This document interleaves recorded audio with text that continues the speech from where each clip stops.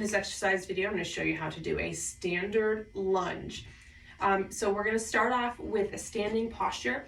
Nice tall posture, lightly engage your core, and you're going to first start off by stepping forward with one leg, and you're going to drop the back knee down towards the floor, touch the floor if you can, and then come back up and back to standing.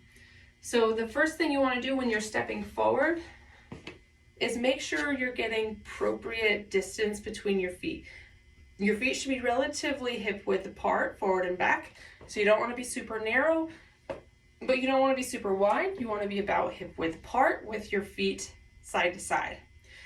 With the forward and back length, you want to make sure that when you're at the bottom of the lunge position, your knee is directly underneath your hip on the leg that's underneath you, and the front knee is going to be staying behind your toes and then coming back up.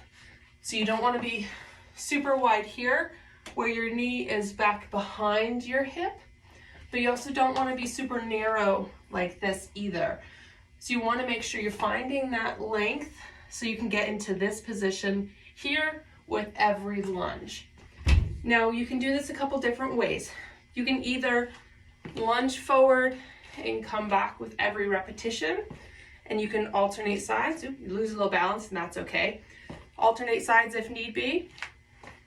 Or if you lose balance too much and it's too hard to coordinate, you can start off by just staying in that position and doing your lunges in a more stationary manner until you feel more comfortable.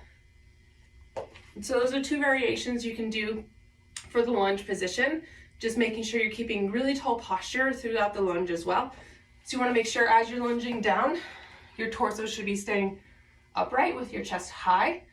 You should not be leaning forward like this as you do your lunges. You got to keep your torso nice and tall. Pretend like you're holding a water cup to your chest, and you don't want to spill that water.